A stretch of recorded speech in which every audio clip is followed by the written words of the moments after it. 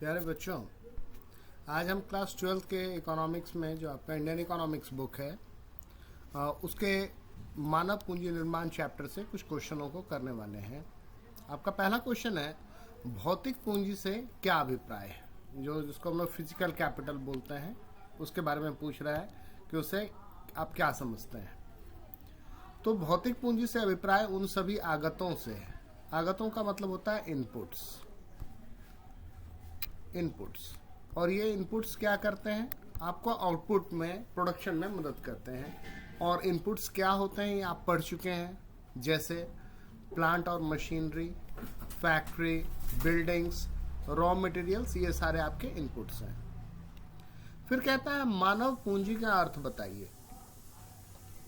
मानव पूंजी से अभिप्राय, आपको पता है कि अगर किसी भी कंट्री में वहाँ के लोग हेल्दी हैं, स्किल्ड हैं, उनके अंदर जो है कैपेसिटी है काम करने का, तो वो नेचुरली अपने कंट्री के लिए एक एसेट के रूप में काम आएंगे।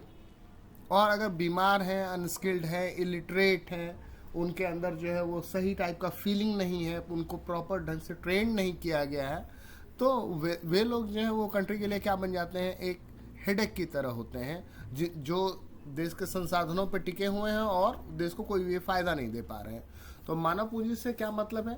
ऐसे लोग जिनके अंदर कौशल हो, स्किल हो, योग्यता हो, एबिलिटी हो, जिनमें निपुणता हो, मतलब वो डेक्स्ट्रस हो, एडुकेटेड हो, और जिनके पास नॉलेज का स्टॉक हो। तो ऐसे लोग जो हैं वो क्या करते हैं? किसी भी कंट्री के लिए मानव पूंजी का काम करते हैं।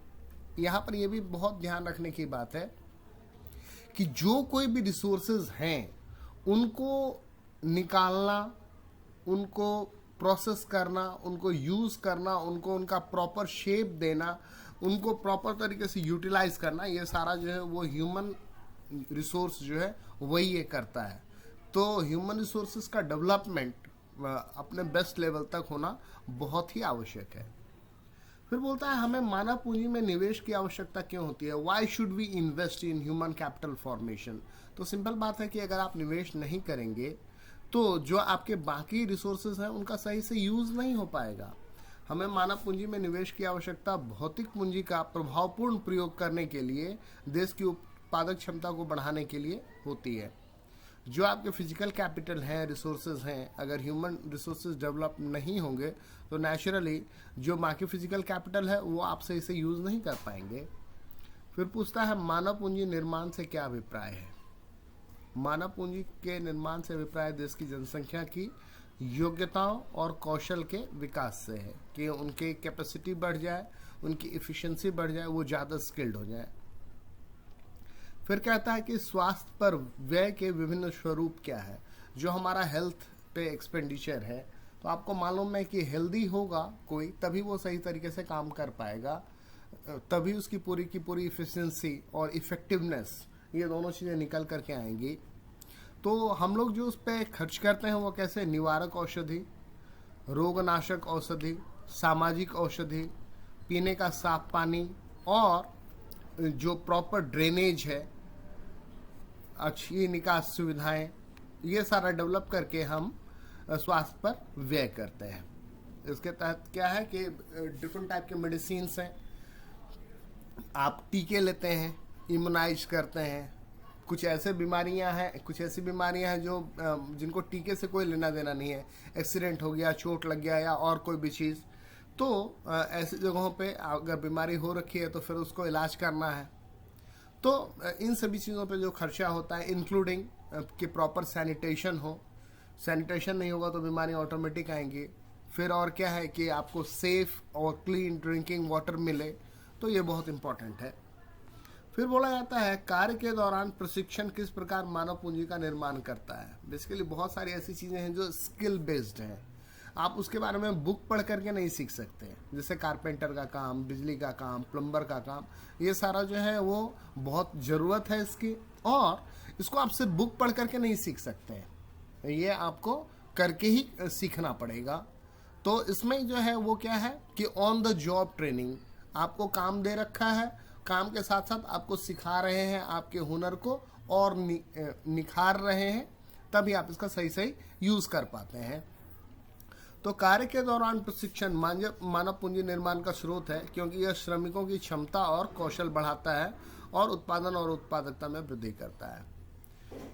फिर कहता है कि प्रवसन पर किस प्रकार मानव पूंजी के निर्माण का एक स्रोत है। प्रवसन का क्या मतलब होता है? माइग्रेशन। आपको पता है कि हम लोग माइग्रेट करते हैं, बहुत सारे रीज़न है। अच्छे एम्प्लॉयमेंट अपॉर्चुनिटी की तलाश में, एजुकेशन के लिए। कुछ लोग जो है वो रिलीजियस टूरिज्म भी करते हैं, रिलेटिव से मिलने जाते हैं, एडवेंचर टूरिज्म करते हैं, and there are so many factors. लेकिन जब अगर हम कहीं पे एज अ टूरिस्ट नहीं, कहीं पर हम एज अ काम करने वाले, एज अ वर्कर के तरह जा रहे हैं, और वहाँ पर जाने में जो हमारा खर्च है, अगर हम उससे ज़्यादा इनकम जनरेट कर पा रहे हैं, तो हमें लगेगा कि हमने जो माइग्रेशन पे खर्च किया है वो बेनिफिशियल हुआ। तो प्रवसन पर व्यय मानव पूंजी निर्माण का एक स्रोत है, क्योंकि जहाँ माइग्रेशन किया जाता है उस जगह की आमदनी बढ़ जाती है, और वो आमदनी इतनी बढ़ जाती है कि आपको माइग्रेशन में जितना खर्च पड़ा है उससे वो ज़्यादा बढ़ती है।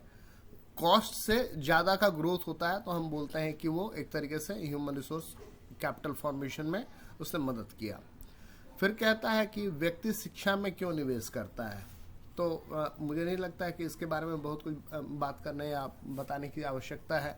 जानते हैं कि जो कोई भी एजुकेटेड होगा वो अनएजुकेटेड, इलिटरेट की कंपैरिजन में ज़्यादा कमा सकेगा, उसकी ज़्यादा समझ है, वो ज़्यादा इंडिपेंडेंट ढंग से और ज़्यादा सही तरीके से निर्णय ले सकेगा, डिसीजन ले सकेगा। फिर कहता है व्यक्ति सूचना प्राप्त करने में राशि क्यों व्यय करता है। तो इन्फॉर्मेशन जो है आज की डेट में एक पावर है। कहते हैं नॉलेज पावर है, लेकिन नॉलेज का सोर्स जो है वो क्या है? इन्फॉर्मेशन से प्रोसेस करके नॉलेज बनेगा।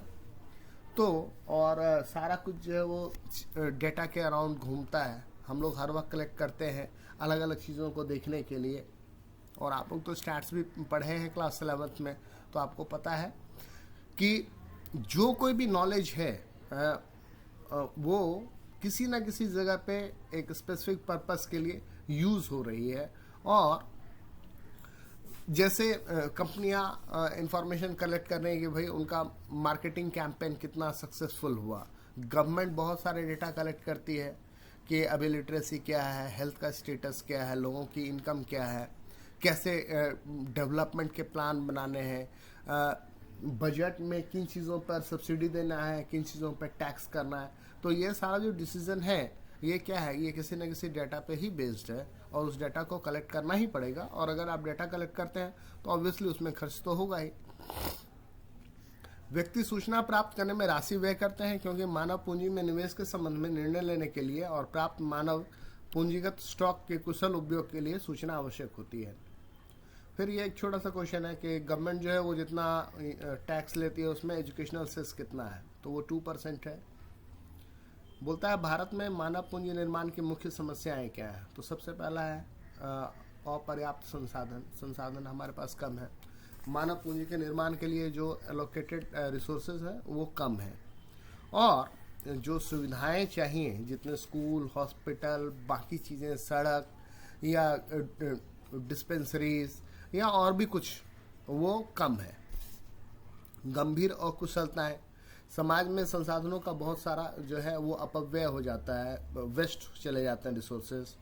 इलिटरेसी है, इलिटरेसी भी जो है वो क्या है? व्यापक निरक्षरता है, मास इलिटरेसी है, तो वो एक प्रॉब्लम है। फिर हेल्थ की जो सुविधाएं हैं वो उतनी अच्छी नहीं है, और भी बहुत सारी इनएफिशिएंसीज हैं जिन्होंने स्थिति को गंभीर बना रखी है। फिर कहता है बुद्धिजीवी अपवहन, ब्रेन ड्रेन। क्या है कि यहाँ आप पढ़े और जब आपको सर्विस देने का टाइम हुआ तब आप चले गए दूसरे कंट्री में। अब यहाँ के टैक्स पेयर के पैसे से आपने यहाँ के गवर्नमेंट कॉलेजेस में मेडिकल, इंजीनियरिंग और भी बहुत सारे एडवांस स्किल्स की डिग्रियाँ ली, लेकिन आप सर्विस कहीं और दे रहे हैं, आप कमा रहे हैं कहीं और, तो उससे आपके कंट्री को फ़ायदा नहीं हुआ। तो ये ब्रेन ड्रेन है, और ये भी एक प्रॉब्लम है।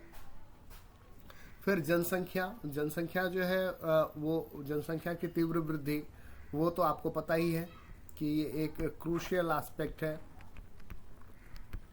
और ये जो कोई भी हम रिसोर्स जनरेट करते हैं उसमें सेविंग नहीं हो पाता है। हमने जो जनरेट किया वो सारा कंज्यूम हो जाता है, तो फर्दर हमारे पास इन्वेस्टमेंट के लिए नहीं बचता है।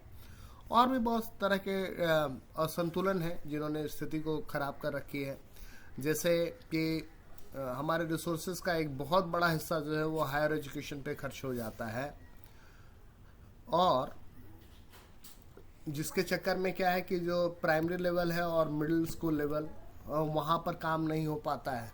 एक बड़ा यूनिवर्सिटी सेटअप करने में, एक इंजीनियरिंग कॉलेज या एक मेडिकल कॉलेज सेटअप करने में जितना खर्चा है उसमें में कितने प्राइमरी और मिडिल स्कूल सेटअप हो सकते हैं। तो ये भी कुछ सर्टेन डिस्क्रिपेंसीज हैं जो ग्रोथ को रोकती हैं। फिर उचित मानव शक्ति नियोजन की कमी, विभिन्न वर्गों में विशेषकर उच्च प्रशिक्षित व्यक्तियों के संदर्भ में मानव संसाधनों के मांग और पूर्ति में असंतुलन पाया जाता है।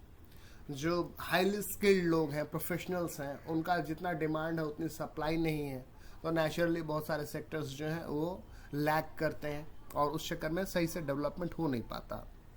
और अगर देखा जाए तो हमारा जो साइंटिफिक और टेक्नोलॉजिकल एस्पेक्ट है वो भी बहुत अच्छे से डेवलप नहीं हुआ है और उसको और डेवलप करने की आवश्यकता है। तो ये सारी समस्याएं हैं। Thank you.